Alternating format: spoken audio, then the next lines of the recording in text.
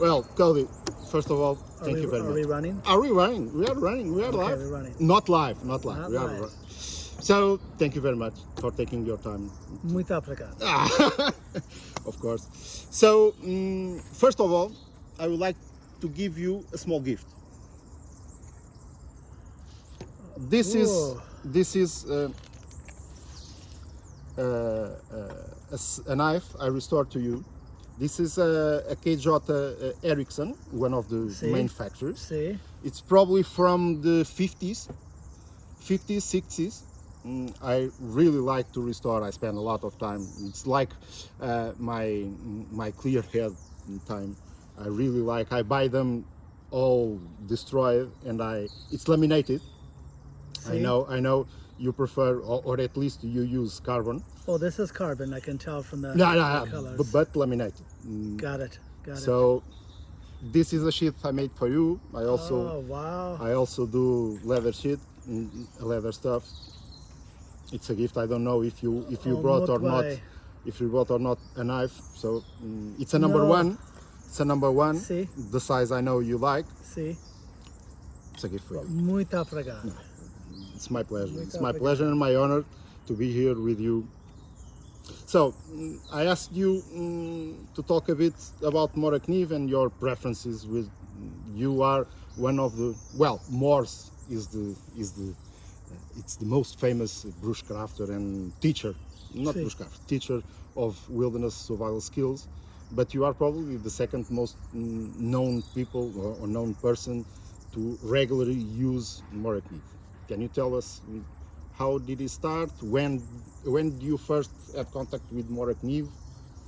Well, the time starts with Mors Kahansky, right? Okay. The time seems to start there. So literally Mors is the reason that I heard about Mora knives, because when I trained with him, I think it was 1989, he let me spend 3 or 4 weeks with him one-on-one training before most people knew about Mors. This was like the late 80s. And he turned a lot of us on, in Idaho at the rabbit stick gathering, he'd always have the Mora knife around his neck.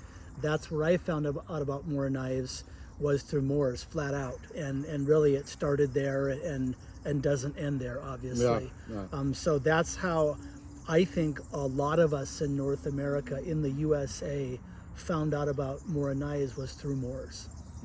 Yeah, because by my understanding, in North America, the Mora knife was not used normally in the bushcraft and survival scene and wilderness skills, because they have a different tradition of type of knives, and we'll go there a bit later. But Mors was the first one to introduce, no, you have this quality knife, small knife, and you guys all picked up and... See, well, Mors, for me, was how I learned about Mora knives. For me personally, was Mors Kahansky. But since I know Mors came into certain gatherings, Rabbit Stick Rendezvous in Idaho with the Mora knife, it pretty much spread from there, from those gatherings. And of course, TV stuff with the Mora knife, that spread it even further.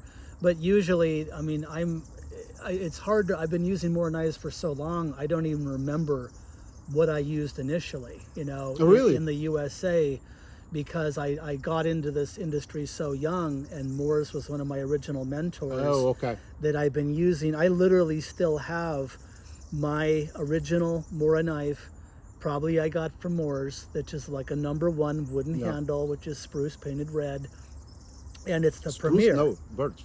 Is it? I thought it was spruce. No. Is it birch? Birch. Okay. Traditionally, and one curiosity, one of the earlier makers in Mora, it used the leftovers from their production of sleds, wood sleds, and they will turn and make the handles out of birch. Yeah. Okay. Really. So that's the Premier, which, as you know, is no longer around. It's one of the really old ones. So I would like to use this. Premier was not a factory. So I have heard you say this many times in videos, and I would like to correct me. Correct, not correct. Share some information. So Premier was what Mora, the brands in Mora, call a private label. It's when one factory is contracted to make one entity a batch of knives. Premier was I think North America company that contracted J. Erickson, this brand, to make them a batch of knives.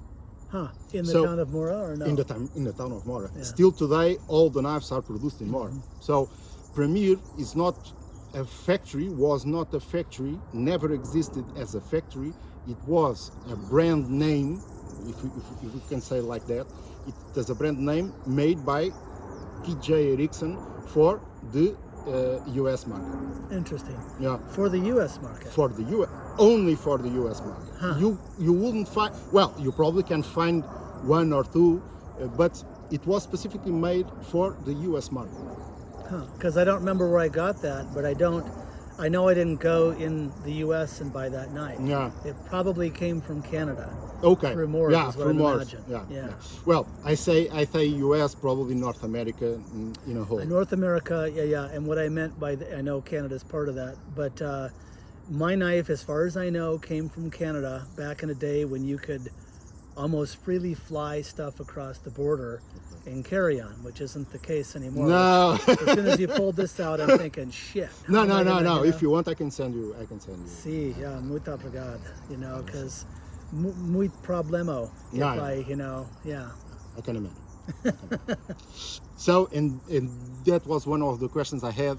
How did you get your first knife? Yeah. But you already I believe it was Mora's, because there is no place back, and think about, we're talking 30 years ago, right? Yeah. There's no place you're going to go in the United States of America that I knew of and get a Mora knife. It just was like stupid. But according to Mora's back in the day, the Mora knife was used for the Boy Scouts of Canada as kind of their staple knife. So it was kind of, and they were cheap. They were at the hardware stores, and so you could pick them up easily. Canada, as if you were from the U.S., they use knives more in Canada because it's more of a rural environment. Oh, really? I think so. If you can't really go buy them in a hardware store. We're not really known for general bushcraft knives at a hardware store. Okay. You might find some cheap knockoff knives, but in Mora's situation, in a rural hardware store, so you have the axes, you have all this stuff like right in that one store. That's not very common in the U.S. for that to happen. Okay. Interesting. Okay.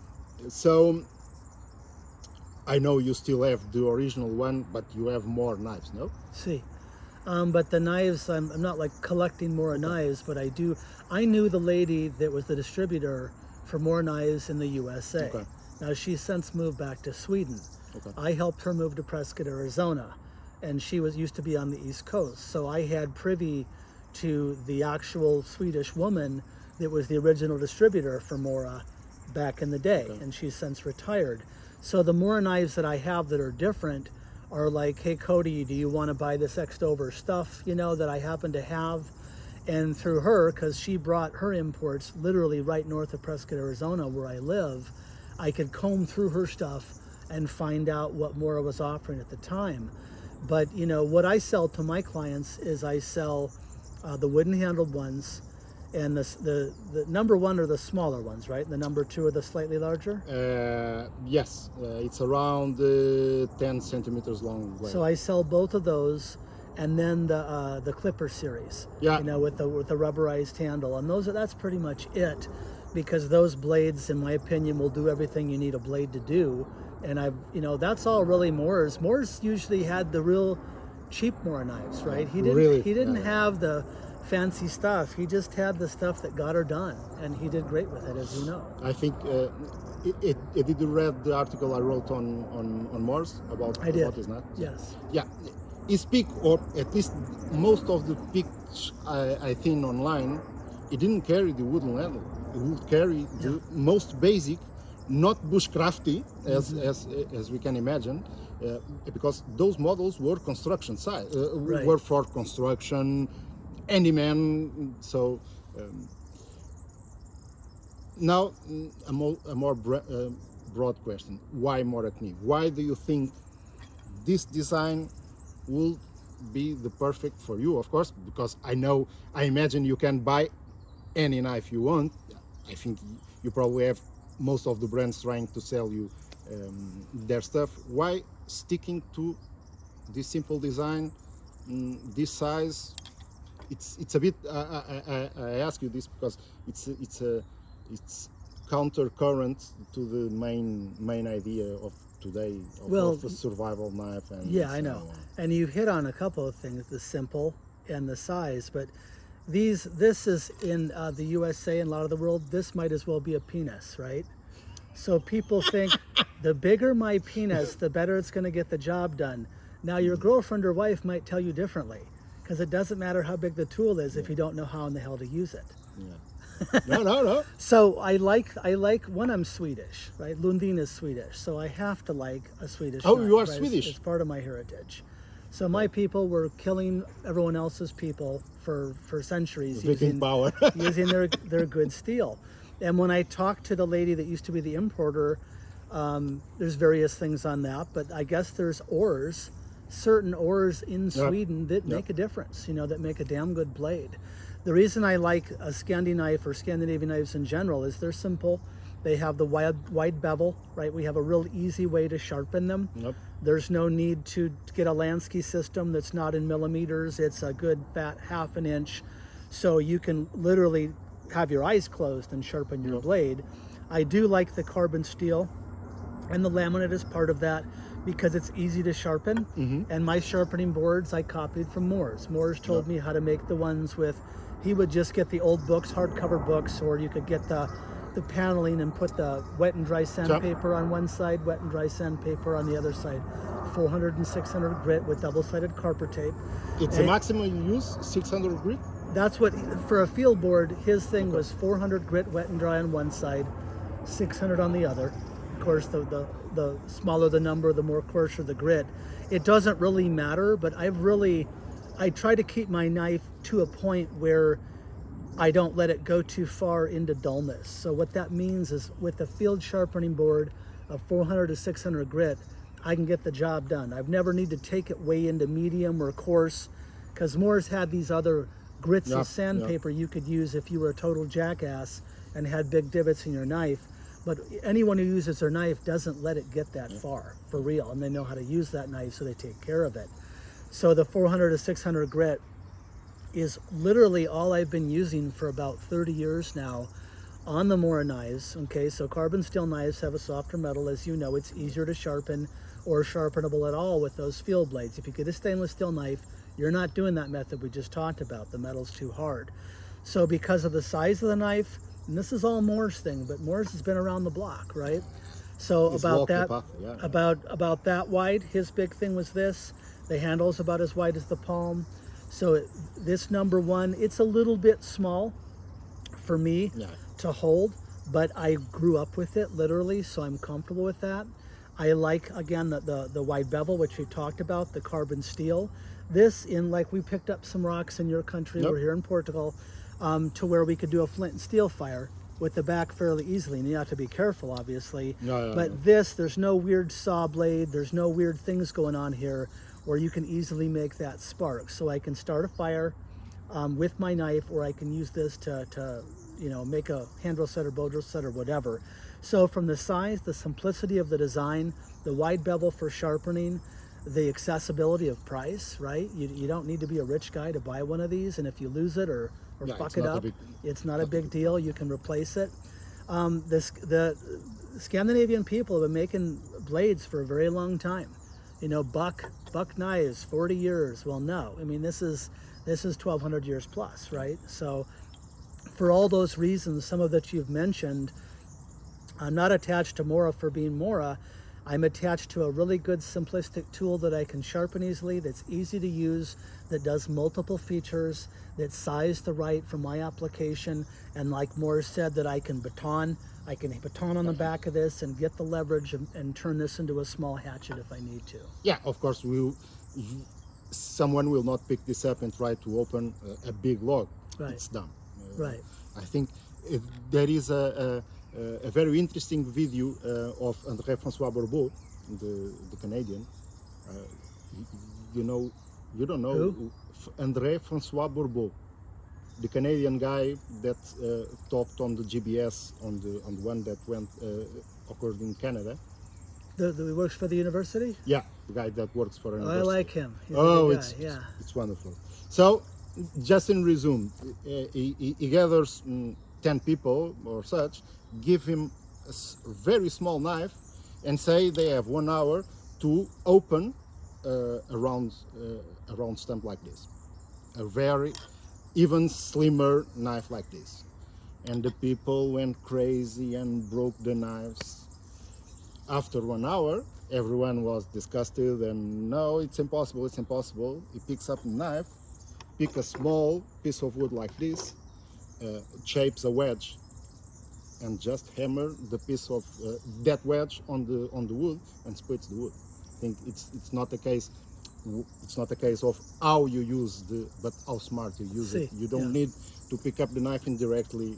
It's the first. It's the first. It's the first impetus. It's to pick up the knife and try to ram it down. This is sacred, right? This is sacred for all cultures. Not a knife, but a cutting edge.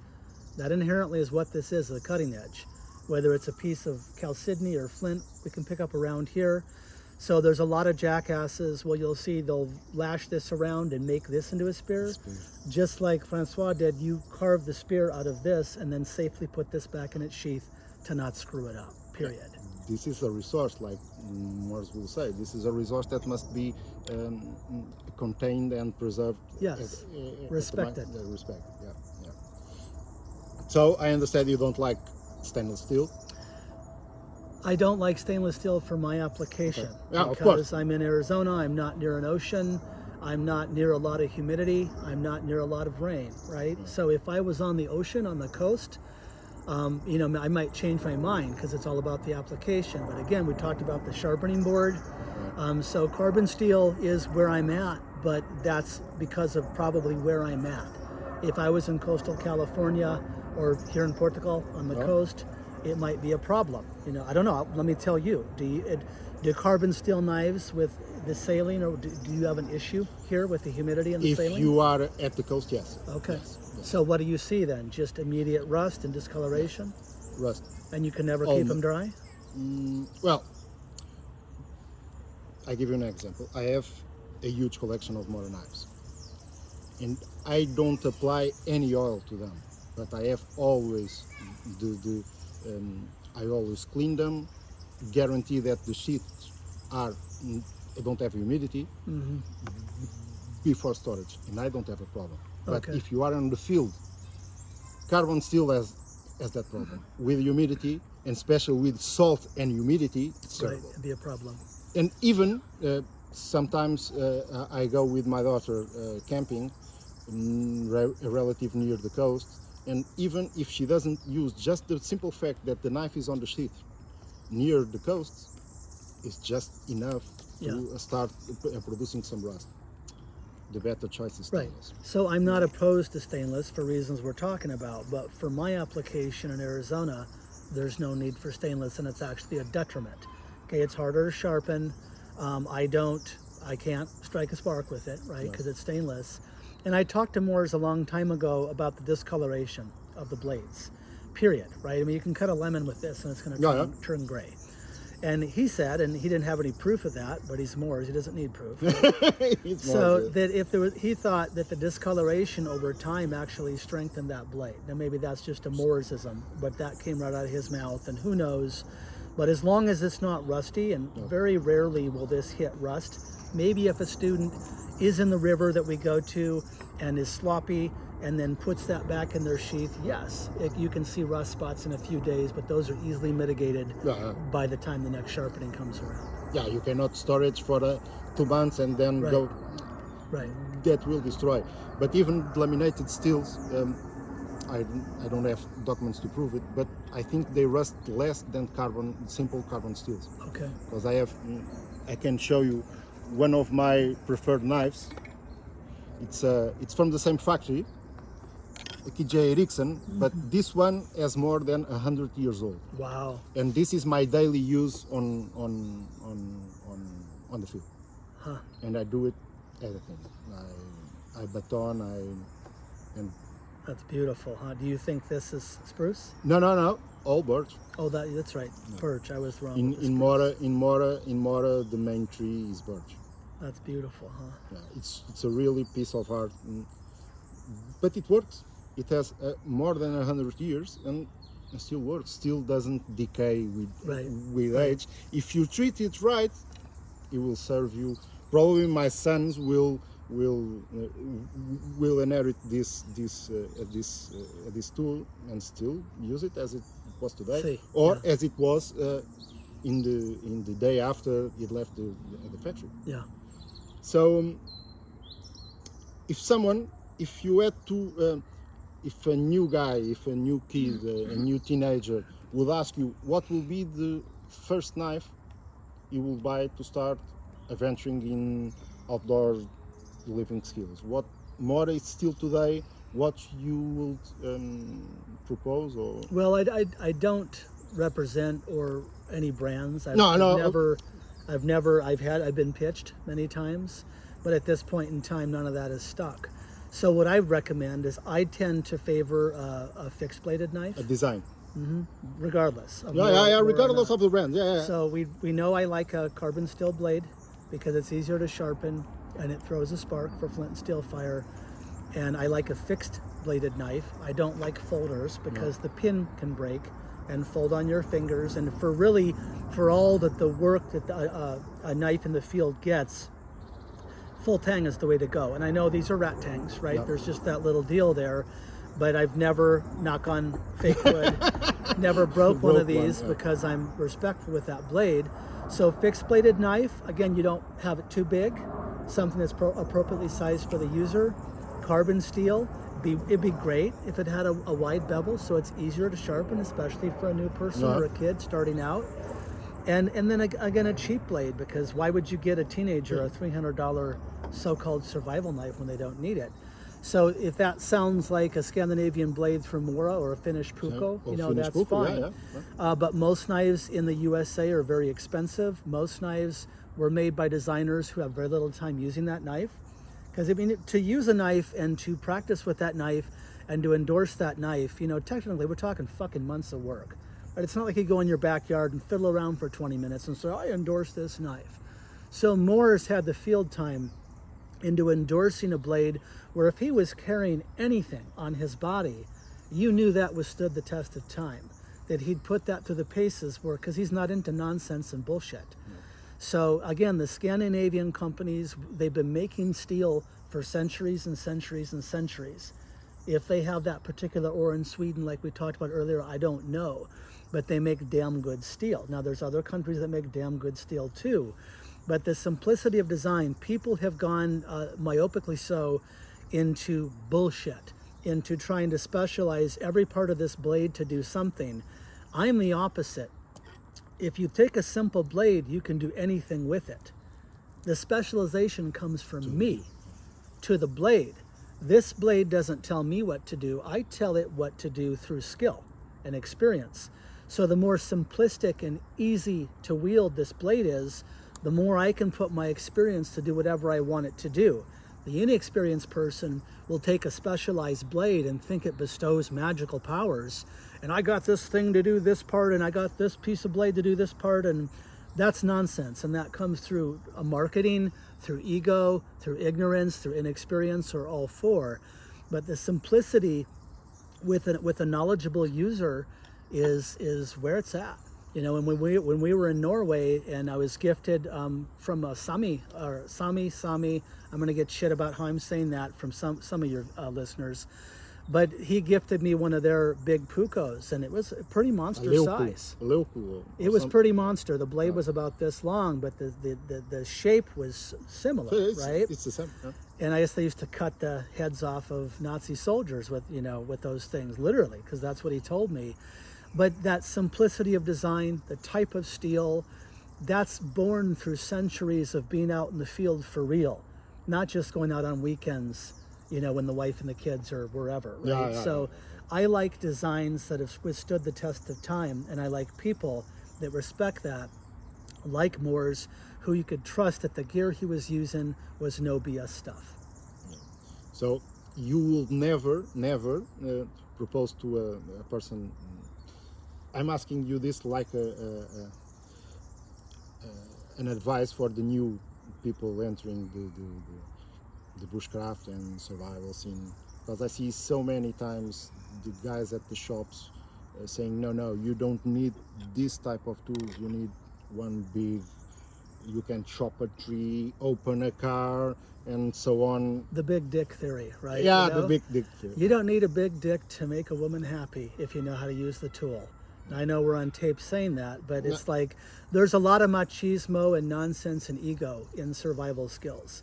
And again, I think ultimately that comes from fear, right? Yep. It comes from not really knowing what's going on, so I need to posture myself and present myself as I appear like I know what I'm doing.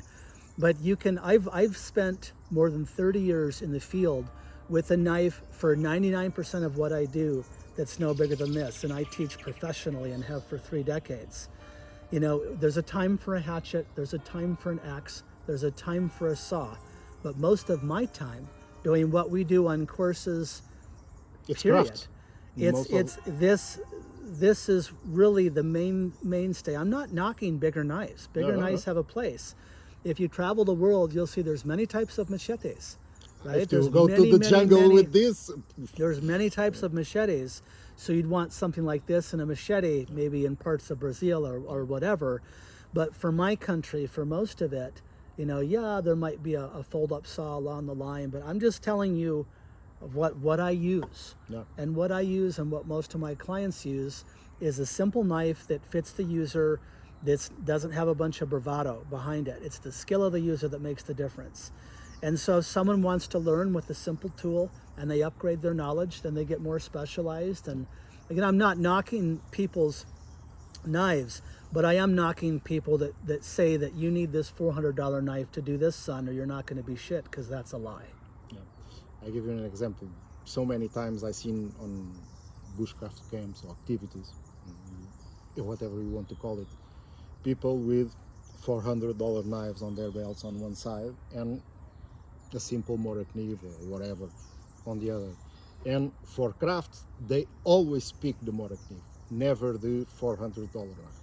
If they want to showcase how to open a log, oh yes, they will pick full tang, full length knife. But for everyday task, for crafting, for eating, for doing a tent peg, whatever, they always pick the Mora knife, the simple design, not Morakniv, but the simple design. It's a knife. workhorse. Yeah. It's a workhorse. You know, like you said, Mora's it's I'm going to the hardware store and getting this, and it's something I can trust. It's simple. It has my back. It's easy to deal with. I mean, again, the skill comes from the user, not the blade. And if the blade or knife handle, you know, people get crazy with all these things on the handles. They're hard to hold. They're squarish. Why do I have blisters? You know, just a real simple blade. And the Scandinavian knives, you know, or any knife that's used by indigenous peoples for long periods of time is probably going to be good. It might be highly specialized in what they do, but that general specialization, and that's not really an accurate, there is no general specialization, right? There's two separate deals. But with my specialization, I'd prefer a generalist knife because I can do more with it. Yeah, yeah. So I seen a few pictures of your plastic sheath of your knife. Can you comment on those? This one. See. What the hell What is the going hell? on What here? the hell is going on? What the hell language is this? Where did you get this? Is that German? I don't know. It's a photo I found online. Okay. So this is from my book, I believe 98.6 Degrees, Art of Keeping Your Ass Alive. And there's honey, right? There's my premiere. And you can see this was published in 2003. Mm-hmm. And you can see honey. Honey is skinnier now. Why is honey skinnier in the blade? That's been sharpened a lot. It's been sharpened It's been a lot. used a lot. It's been used a lot. Yeah. So you can see now that it still doesn't quite, it still is different from a regular Mora blade because it's been sharpened a lot. So up here, we were part of that book is dealing with survival kits. So what I have in this is I have a brightly colored tape. This is electrician's tape. It's usually yellow or whatever bright colored. Why? So I can see it and so I can find it. I have the lanyard here, which this is I got from Mora's, like a lot of us did. I have one that's braided. That's this one that's got cut off in the picture. So I have cordage, and it's 550 cord, military parachute cord, right? So that I have that outer shock with the 7 filaments inside. So if I have, you know, whatever it's, if I have 10 feet of line, I actually have 80 if you count the shock that holds all the fibers in place. So I have that for the cordage and for the carry. The LED lights are real common now. They didn't used to be back in 2003, but they're common. So I have a flashlight here. This one has a whistle, right? Now I would carry a different whistle. Now they have the plastic ones that are peelless. Peelless means they have they don't have the ball. They don't have the ball, which can freeze up with your breath in cold weather, etc. So I would carry the flat ones. Acer, I think, is a brand that makes them. They're Ocean Survival Company, and they're blaze orange like they should be, and they're flat profile, so they don't stick out as much. And they're peelless, and they're plastic, and they're brightly colored. This is old school, right? This is an older picture. And then on here I have a lighter taped. I have a lighter on the inside. On the inside, and that's a whole different that's a whole different lecture about which lighters. I used to carry a condom for water storage. Okay. Some people are now going to like maybe a turkey oven bag or something like that, where the plastic is more durable to carry water. It's to cook turkeys in the USA, but the plastic is, you know, you can get. I'm not saying I carry a turkey oven bag, but some sort of I don't do this much anymore, but a collapsible water container in Arizona, in an arid, mostly desert land, is a big deal. Okay. So you wouldn't care probably if you were on the coast in Portugal, or because you have so much water here. But the main thing in here is I have that lighter that's taped in there. And people ask, well, how do you get it out? It's taped. Well, you take the knife and you fucking cut it out, right, with your knife, or you undo the tape, and this is last resort. Yep. So this is not the only way of carrying fire that I have, but when I carry that Mora knife, which is a cutting edge, which we've talked about, with the way to make fire, which is huge, with the way to signal for rescue, which is huge, with that extra cordage, which is huge, and potential water storage, which is huge, those are all big items that we're talking about regarding segments of keeping a body alive via hypo and hyperthermia. And the carry makes it to where if you're swimming naked or whatever, you still have that carry a la Morris Kohensky on there. And then you have the light for the night, right? You have some sort of flashlight. So Morris had a thing that he showed me a long time ago, a survival necklace, I think he called it. And he had a piece of parachute cord lanyard to hang it with his knife, but he had a bunch of stuff tied on to the actual parachute cord. Like a lot of stuff. Okay, never seen that. He showed me this a long time ago. And that's great unless you have braids, because everything gets stuck in your hair, right? So I modified that to kind of like just go on the sheath and took some of the bells and whistles off. So I have the plastic sheath, which is, I love leather, but it's more durable over time potentially. I still have 30 years that Premier knife sheath. It's starting to wear. It's going to bust right by the rivets back here. On the back. But it's still... It's a chronicle problem of the plastic sheets. Yeah. But I'm telling you right now, 30 years plus in the field, and it hasn't fallen off yet. It's still going good. Now, I have reinforced that with electrical tape a little bit on the back. So with that caveat, you have the cutting edge, you have the sheath, you have extra duct tape. So I wrapped duct tape around my lighter. Duct tape I normally have on my water bottles. This is a travel water bottle. I've seen it before. And duct tape you can use a lot of different things for. That's around the lighter. It's covered with brightly colored electrician tape for visibility and to protect the lighter mechanisms from sand and grit and to protect the duct tape. And not to, unfortunately, correct. Press it. You don't want to have all your butane escape. And then maybe the condom or that a collapsible water container is under there. And then you have the extra cordage and the light with the whistle hanging off. And I've done this. You can see the lighters exposed here without the electrical tape, so that you can see the butane supply. Because if you cover it with tape, this rattling stuff auditory is not really going to work well. So I always leave the end exposed, because one time I've had a lighter crack on me. I don't know how, I'm out there, whatever, and the butane has escaped. So now you'll be able to tell if there's liquid in there. You can just see it and know that your lighter is good to go and full of fluid. So with this little setup, you put me in the right area with this tool and I'll make you a village, right? Because I have a cutting edge, I have fire, I have a light until the batteries go out. Again, all the things we've talked about with the simple carry around the neck. Yeah, and you have the knowledge. That's the main thing, right? That's the Yeah. Okay, okay. So I seen also some other pics. This one, it's an old frost, I think. It's, but I don't. Have you ever used it on the field? No, No. this was. I think this was given to me by the woman Okay.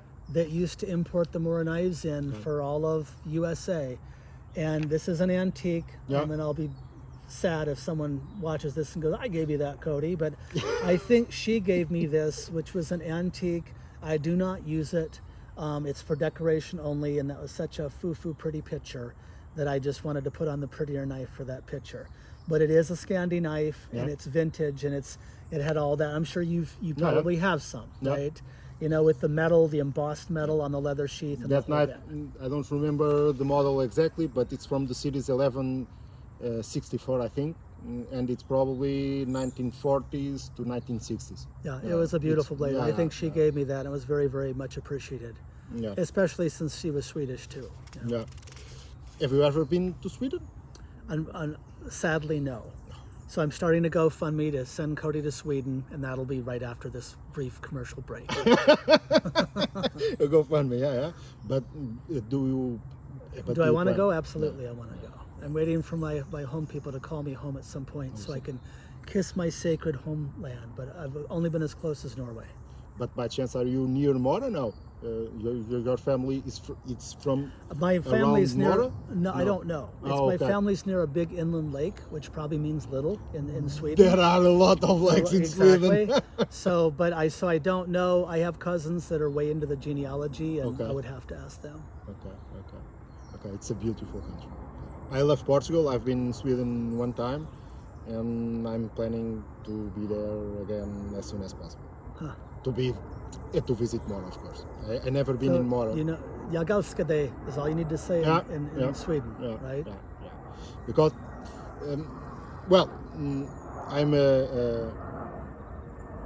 I have developed over the past 5 years probably a lot of friendships in the guys in the Morakniv factories. So now good friends. I Really? think, yeah.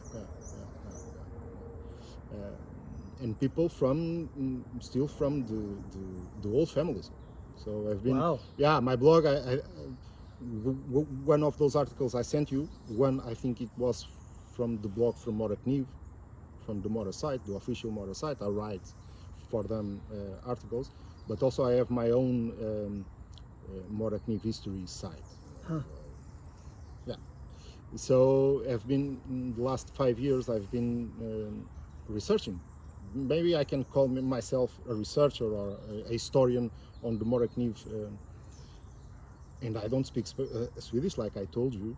But now with the technology, I can dig around old documents in Swedish, translate them, and have been a lot of fun. I have met a lot of good people, made good relations with people from Mora, and I've been with Thomas. It's a grandson of the original founder of this company, of KJ Eriksson. One of his grandsons is still working in Mora. Huh. So it's a beautiful man. Huh. I really like Thomas. But also I've been in touch with other families because I think it was in the 20s there were 15 different factories or small workshops producing knives in the town of Mora. And you think in the 20s it was a very small town, rural country town in Sweden. So I need to visit that. Yeah. There are a lot of places I want to go, and it's a beautiful. I love Portugal, but I really like Sweden. So it's a beautiful country, and I think you need to go. I do need to go. If your ancestry is from Sweden. Well, I don't know if I have. Let me check my questions. If I have. So I think no, I think everything is clear. Well, I think everything is clear. You good? Just say thank you again. It has been an honor to meet Okay, you. well, thank you for the invite. Un well, pastel nata? Un pastel de nata. Faz favor? Faz favor. Yeah. Thank you. Thank you very much. Thank you very much. It's been an honor.